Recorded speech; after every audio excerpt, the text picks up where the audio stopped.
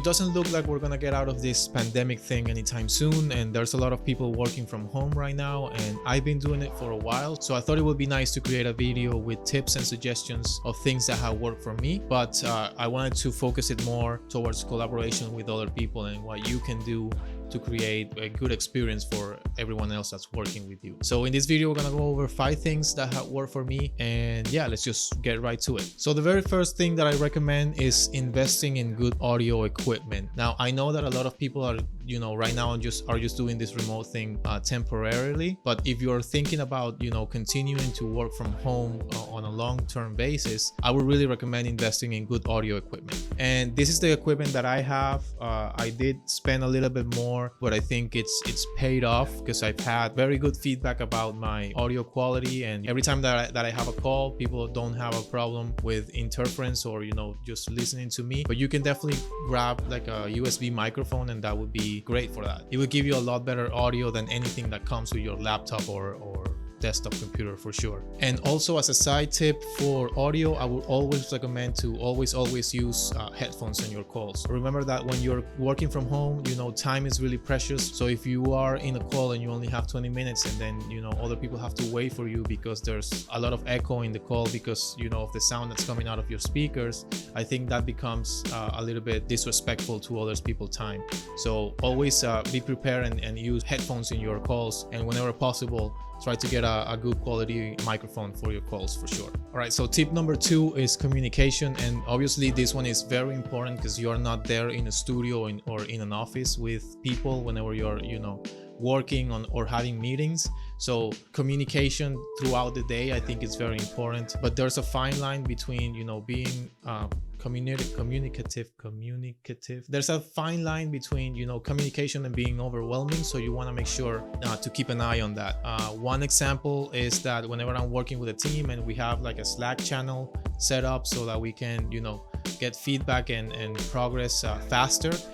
Whenever I'm going to lunch, I'm going to take a break for lunch, or I'm going to leave my computer rendering, so I'm going to, step away from the computer. I like to leave a small message there just so that they know that if they need me and I don't reply quickly, it's because, I'm not near my computer. If you're working with a client and all the communication is via email, this is not necessarily, too important. But one thing that I do have to say is that you have to be very careful about setting boundaries, just letting your clients or your teams know that, whenever it's working time, you're there and you're available, but whenever it's off working hours, that's time for you, and that just be mindful of that. Setting those boundaries, it's really important, but always try to be very explicit in your communications and keeping everyone on the same page with what's going on throughout the day or with the progress of your project. All right, and I think for the next couple of tips, we're gonna move to a computer because I think it's gonna be a little bit easier to explain because you're gonna be watching my screen too. So let's just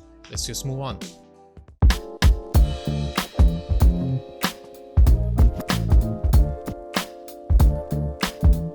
All right, so the next tip that I wanted to talk to you about is organization, and this one, it shouldn't be taken for granted, and this one should be something that you're doing, either you're working from home or working in a team in a company or a studio. Reducing the amount of time that it takes another person, learn how to use your file, I think it's essential. So if we go here to Cinema 4D, this is the file that I have set up for every time that I start to work on a new project, and it's super simple. Just 3 nulls here with scene, lights, and cameras, and then some layers to correspond to that.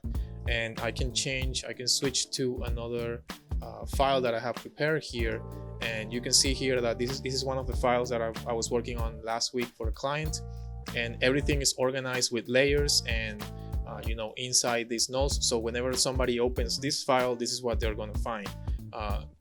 It's not a mess in the hierarchy here, and everything that corresponds to the cameras, I keep it here.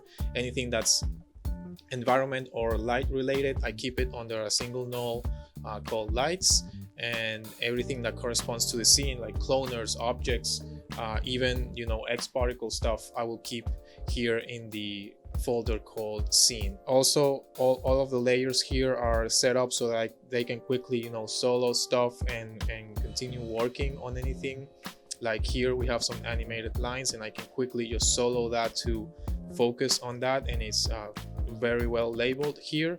And Another important thing is your materials. All of your materials also organized with your layers, which is what I do here. So anything that goes with the environment, I keep it under the environment tag. For example, I have tag lines here animated for all of the animated lines and the materials that I have here. So, you know, again, just trying to make everything super simple for the next person that's going to take on this file. The next tip that I have is about AutoSaves. I think any software that people are using these days is going to create a backup of the file that you are working with, and usually that backup file is saved right next to your project file. So if you're working with a team and you're working, for example, from Dropbox, you're going to be occupying other people's disk space if you're doing that. The recommendation here is to change the autosave location to a completely different part of your drive, and this has many benefits. The first one is that you're not obviously occupying other people's space, and you should be really considerate of this. The second one is that you're going to keep your backup files separate from where your master file is. For example, for myself, I keep all my autosaves in a different drive, so if anything happens to my main drive, I still have access to the backups. And third, you're going to keep also your files organized, because you're not having all of that, the backup files right next to it.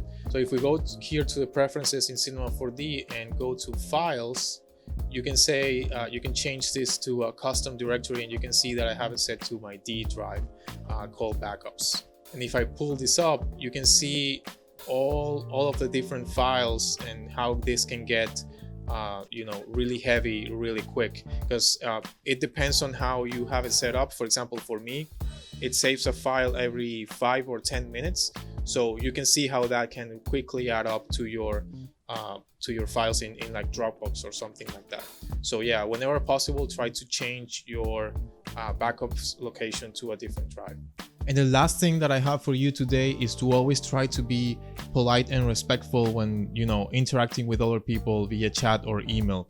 Remember that you are working from home, but you want to try to make the experience as much as working in the studio with that person or that team can be. Remember that you are working behind a computer, so you're not there so that people can see your expression. So I always try to be a little bit more expressive, whether it's in chats or in emails, just to try to make that experience a little bit more fun for everyone involved. If you do have some time available in your hands and you want to spend it in some training or improving your skills, I do have a course on Octane Render and Cinema 4D.